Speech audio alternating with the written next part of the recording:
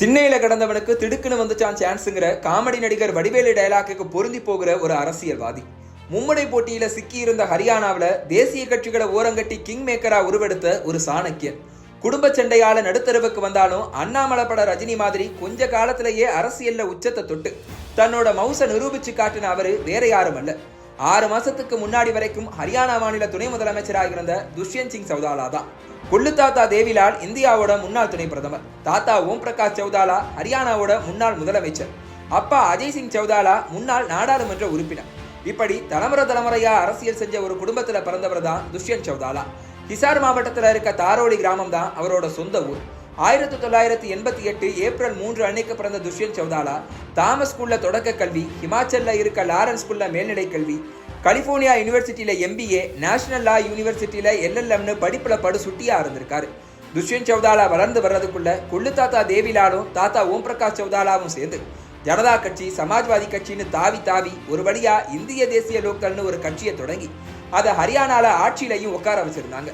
இதனால படிப்பை முடிச்சு வீட்டுக்கு திரும்பின சௌதாலாவுக்கு அரசியலுக்குள்ள நுழைகிறது அல்வா சாப்பிட்ற மாதிரி ஈஸியா தான் இருந்துச்சு.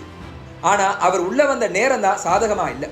1999 ஆட்சியை பிடிச்ச இந்திய தேசிய லோக்தல்ல தாத்தா ஓம் பிரகாஷ் சௌதாலாவும் அப்பா அஜய் சிங் சௌதாலாவும் செஞ்ச ஊழல் அரசியல் வாரிசான துஷ்யந்த் சிங் சௌதாலாவோட எதிர்காலத்தை கேள்விக்குறியாக்குற நிலைமை உருவாச்சு.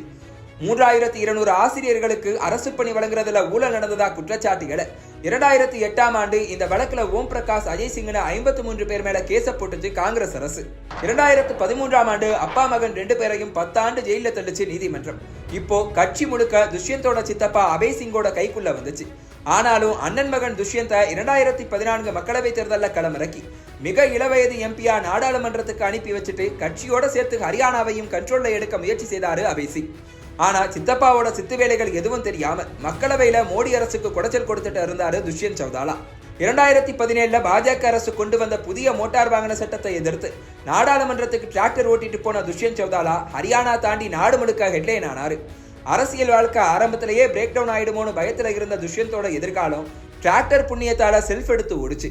ஆனா இந்த நேரம் பார்த்து தலைவாவா தலைமை ஏற்கவான்னு துஷ்யந்த் ஆதரவாளர்கள் மாநில அரசியல்ல குட்டையை குழப்ப எங்க அண்ணன் மகன் தன்னையவே மிஞ்சிடுவானோன்னு பயந்து போனாரு அபய் சிங். 2018 செப்டம்பர் மாதம் தேவிலால் பிறந்த நாள் அன்னைக்கு தொடங்கின இந்த மோதல் அடுத்த 3 மாதங்கள்ல உச்சத்தை தொட்டுச்சு. சித்தப்பா அபய் சிங் கட்சியை கண்ட்ரோல்ல வச்சுக்கிட்டு இளைஞர் அமைப்பை கலைக்க காண்டானாரு துஷ்யந்த். இதனால துஷ்யந்தோட சேர்த்து அவரோட தம்பி திக்விஜய் சௌதாலாவையும் கட்சியை விட்டே தூக்கி அடிச்சாரு அபய் சிங். ஒரே நாள்ல ஒட்டுமொத்த அரசியல் லெகசியையும் தொலைச்சிட்டு நடுரோட்டுக்கு வந்தாரு துஷ்யந்த். ஆனாலும் அசராம அடுத்த கட்சியை தொடங்க தயாரானாரு. யார் பேர்ல கட்சி தொடங்குறது? ஊழல் வழக்குல உள்ள இருக்க அப்பா தாத்தா பேரை பயன்படுத்த முடியாது, இருக்கவே இருக்காரு கொள்ளு தாத்தா தேவிலால்னு அவர்கிட்ட சரணடைஞ்சாரு துஷ்யந்த். ஜனநாயக்னு தேவிலால மக்கள் அன்பா கூப்பிடுறத வச்சு ஜனநாயக் ஜனதா கட்சின்னு புது கட்சியை தொடங்கினாரு. அவரோட அதிர்ஷ்டம் உடனே மக்களவை தேர்தல் வந்துச்சு. ஆனா எதிர்பார்த்த அளவுக்கு எந்த தாக்கத்தையும் உண்டு பண்ண முடியல. அடுத்த 4 மாசத்துல சட்டப்பேரவை தேர்தல் நெருங்குச்சு. தன்னோட ஜாட் சமூக மக்கள் கிட்டையும் விவசாயிகள் கிட்டையும் தீயா பிரச்சாரம் செஞ்சு 10 தொகுதிகளை ஜெயிச்சாரு துஷ்யந்த் சௌதாலா. அந்த தேர்தலில் எந்த கட்சிக்கும் பெரும்பான்மை கிடைக்காம போக ஓவர் நைட்ல தி மோஸ்ட் வாண்டட் மேனா மாறினாரு துஷ்யந்த். அவர் யார் பக்கம் நிற்கிறாரோ அவங்க தான் ஹரியானாவோட முதலமைச்சர் நிலைமை உருவாச்சு. இன்னொரு பக்கம் அவரை கட்சியை விட்டே துரத்தின சித்தப்பா அபய் சிங்கோட இந்திய தேசிய லோக்தள் ஒன்னே கண்ணே கண்ணுன்னு ஒரே ஒரு தொகுதியில மட்டும் வெற்றியை தக்க வச்சுக்கிச்சு. இதுதான் வாய்ப்புன்னு முடிவு பண்ணின சௌதாலா மக்களவையில எந்த பாஜகவுக்கு எதிராக களமாடினாரோ அதே பாஜகவோட மாநிலத்துல கூட்டு வச்சுக்கிட்டாரு. இதனால கட்சி தொடங்கின 10 மாசத்துல ஹரியானா மாநில துணை முதலமைச்சர் பதவி அவருக்கு கிடைச்சது. அடிச்சது லக்குன்னு பதவியை வாங்கிட்டு பாஜகவோட மனோகர்லால் கட்டார் முதலமைச்சராக வழிவிட்டாரு துஷ்யந்த். மக்களவைக்கு டிராக்டர்லாம் ஓட்டிட்டு போய் சண்டை போட்ட துஷ்யந்த் பாஜக கொண்டு வந்த வேளாண் சட்டங்களுக்கு எதிராக விவசாயிகள் நடத்தின போராட்டத்தை கையை கட்டி வேடிக்கை பார்த்ததை ஹரியானா மக்கள் ரசிக்கல. எங்க கோவத்தை நம்ம பக்கம் திருப்பிடுவாங்களோன்னு 4 வருஷத்தை நல்லா ஓட்டிட்டு அடுத்த தேர்தல் நெருங்க 6 மாசத்துக்கு முன்னாடி கூட்டணியை உடைச்சி பாஜகவுக்கு அதிர்ச்சி கொடுத்தாரு துஷ்யந்த். கவிழ போன ஆட்சியை சுயேட்சைகள் உதவியோட தூக்கி நிறுத்தி இருக்கு பாஜக. ஆனாலும் விடாத துஷ்யந்த் காங்கிரஸ் ஆதரவு நிலைப்பாட்டை எடுத்து ஆட்டம் காட்டினாரு. காங்கிரஸ்ல படுத்த படமா இருக்க பூபேந்திர சிங் கூட இந்த அரசியலுக்கு அசைஞ்சு கொடுக்காம துஷ்யந்தை காக்க விட்டு வேடிக்கை பார்த்தாரு. இந்த கேப்பை பயன்படுத்திக்கிட்ட பாஜக துஷ்யந்தோட 10 MLAக்கள்ல 6 பேரை தங்கள் பக்கம் இழுத்து போட்டு அரசியல் கேம்ல அடிச்சு ஆடி இருக்கு.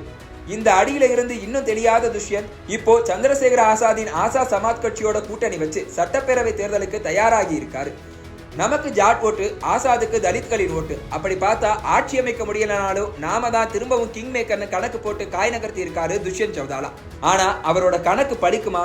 2019 அடிச்ச அதிர்ஷ்ட காத்து திசை மாறாம வீசி அவரை ஆட்சிக்கு பக்கத்துல கரை சேர்க்குமான்னு பொறுத்திருந்து தான் பார்க்கணும்.